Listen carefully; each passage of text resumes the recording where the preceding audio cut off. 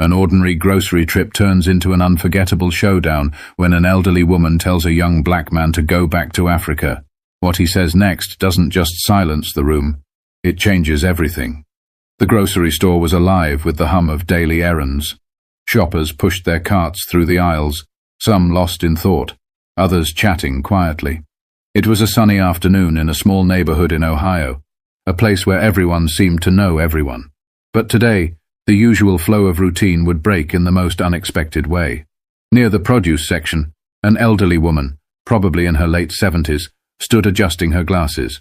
She had an air of impatience, muttering under her breath as she reached for a bag of apples. Her faded cardigan and carefully pinned silver hair gave her an unassuming look, but what followed was anything but. A young black man, tall and dressed casually in a blue hoodie and jeans, approached the same stand, reaching for a bag of oranges nearby. His name was Daryl. He was calm, polite, and seemed to blend effortlessly into the flow of the store. He was texting on his phone while balancing a basket of groceries when it happened. The elderly woman turned sharply, noticing Daryl's presence, and her expression shifted. It wasn't subtle. Her eyes narrowed, and her lips pursed tightly. "You people don't belong here," she said loudly enough for others nearby to hear. Daryl froze, his fingers hovering over his phone. When he looked up, she continued, her tone sharp and cutting. "Why don't you go back to Africa where you came from?" The air seemed to thicken. A couple of shoppers nearby stopped in their tracks. Some exchanged uncomfortable glances, while others pretended not to hear. The rhythm of the store halted, replaced by an awkward silence that stretched far too long. Daryl's initial reaction was shock. His brow furrowed, and for a moment, it looked like he might say something immediately, but he didn't. Instead, he took a slow breath, his face unreadable, as though he was weighing every possible response. The woman, still clutching her apples, stood her ground, unapologetic and firm. The tension was palpable, and everyone within earshot could feel it. A young mother quickly steered her child away, while an older man near the potatoes glanced nervously at Daryl, waiting to see what he would do. The silence that followed was heavier than any words, setting the stage for what would come next. For a moment, Daryl stood completely still, his hand gripping the handle of his grocery basket. The world around him seemed to shrink, every sound in the store muffled, every face turned in his direction. The weight of the woman's words hung in the air like a bad smell no one could escape.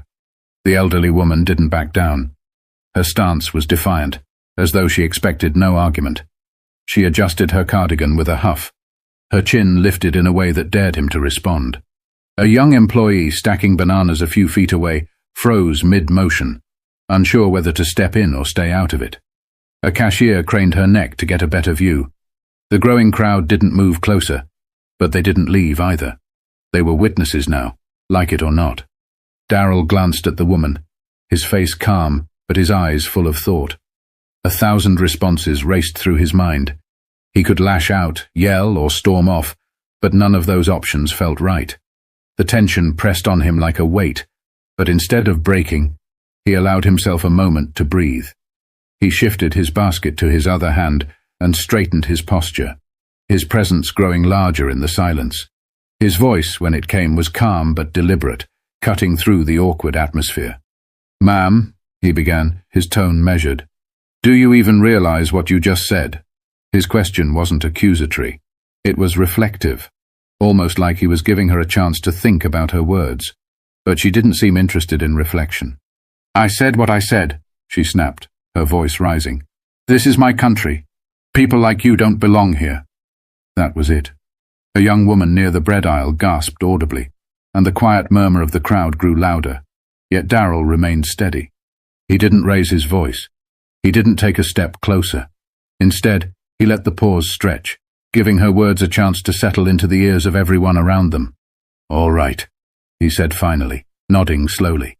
His calmness was disarming, almost unsettling in its strength. "Let's talk about that, since you brought it up."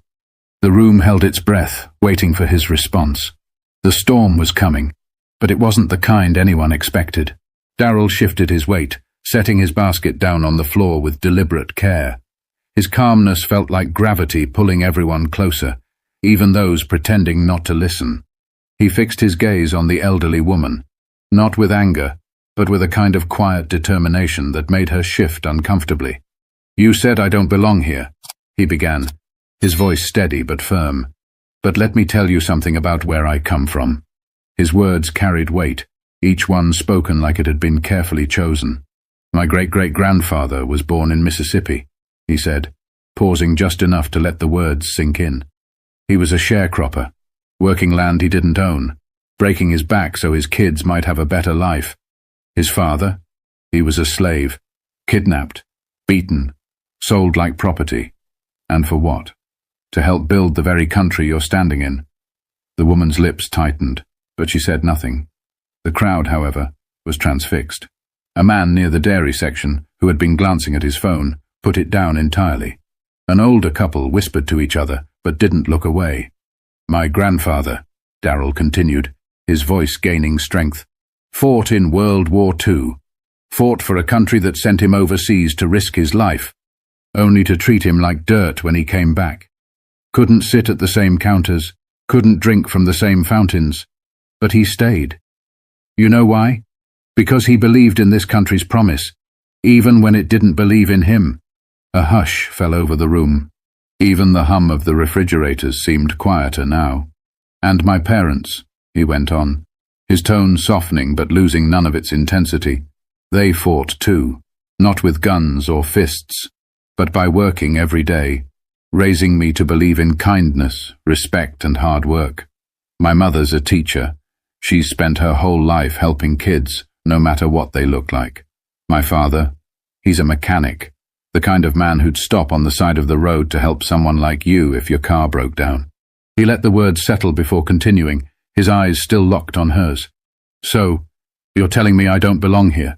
That I should go back to Africa?" He shook his head slightly, his voice now carrying a hint of sadness. "Ma'am, I am as much a part of this country as you are. Maybe even more, because my family paid the price for it in blood, sweat, and tears." The elderly woman's face flushed, her hands trembling slightly as she clutched her apples. She opened her mouth as if to respond, but stopped, her words catching in her throat. Darrell took a step back, his composure unshaken. "I could have walked away," he said, addressing the entire crowd now. "But what good would that do? Ignorance doesn't get better in silence. It's up to all of us to be better than this, to be better than words like those." The weight of his words lingered, but the story wasn't over yet.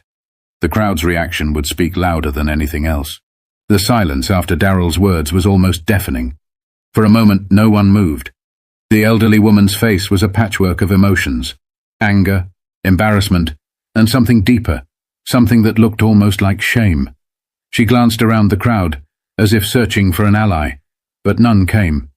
A middle-aged man with a baseball cap stepped forward. "He's right," the man said, his voice breaking the quiet. "We've got to be better than this." His words seemed to break a spell. An older woman near the frozen foods aisle nodded. "My dad fought in that same war," she said softly, her voice trembling. "He always said the only color that mattered was the red on the flag." The murmurs began to grow. A young cashier, no older than 20, called out from her station, "I've never seen anyone handle something like that so gracefully." "Thank you." The elderly woman, now visibly flustered, clutched her cart tightly. She didn't apologize, but the fire in her eyes had dimmed. Her voice, when it finally came, was quieter, almost pleading. "I didn't mean—" she started, but stopped herself. Darrell turned back to her, his expression softer now. "It's not about what you meant," he said gently. "It's about how it came across. Words matter. Actions matter even more."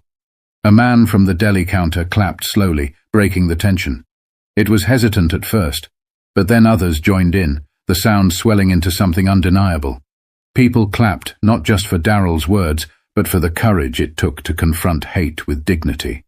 The elderly woman looked around one last time, her face pale, before quietly wheeling her cart toward the exit. As she walked away, a few people moved to comfort Darrell. One woman placed a hand on his shoulder and said, "Thank you for saying what needed to be said." Darrell smiled faintly, lifting his basket back into his hand. "Sometimes," he said, almost to himself, "it's not about winning or losing. It's about making sure people hear the truth." The crowd slowly dispersed, the tension in the air replaced by a sense of reflection. Some looked inspired, others thoughtful. But everyone seemed changed in some small way. The moment had passed, but the impact of Daryl's words was far from over. What happened next would leave a lasting impression. As the crowd returned to their routines, the atmosphere in the grocery store felt different, quieter, more thoughtful. Daryl finished his shopping, his steps measured, as if he were processing everything that had just happened. The weight of the moment hadn't shaken him, but it had left him reflective. At the checkout line, the young cashier who had spoken up earlier scanned his items with a shy smile. "What you said back there?" She hesitated, then continued. "It meant a lot. People don't always stand up like that, especially with such grace." Daryl smiled back, his tone warm. Sometimes grace is the only way to break through. Anger just builds walls. Outside, the sun was beginning to set, casting long shadows across the parking lot. As Daryl walked to his car, he noticed the elderly woman sitting in hers, gripping the steering wheel tightly. For a moment, he thought about walking over to her, but decided against it. Some lessons take time to settle, and he had already said what needed to be said. Later that evening, Daryl sat with his father at the kitchen table, recounting the day's events. His father, a man of few words, listened intently, his hands folded on the table. "You did the right thing, son," his father said finally. "Not just for yourself, but for everyone who was watching. People like her. She might not change overnight, but you planted a seed. That's all you can do sometimes. Plant the seed and let it grow." Daryl nodded, his father's words resonating deeply. He realized that while the encounter had been uncomfortable, it was necessary. Ignorance doesn't change unless it's confronted, and silence only allows it to fester. Across town, the elderly woman sat at her dining table, staring at the untouched plate of food in front of her. Daryl's words replayed in her mind, each one cutting through the armor of her assumptions. She thought of her own grandchildren, of the world they were growing up in, and for the first time, she felt a pang of something unfamiliar: doubt. In the days that followed, the story of what had happened at the grocery store spread through the neighborhood. People talked about Daryl's response, his courage, and the dignity with which he handled the situation. It became more than just an incident. It became a lesson, a reminder of the power of words and the importance of standing up for what's right. Daryl didn't seek attention for what he'd done, but his actions rippled through the community in ways he hadn't expected. Strangers approached him with gratitude, sharing their own stories of prejudice and resilience.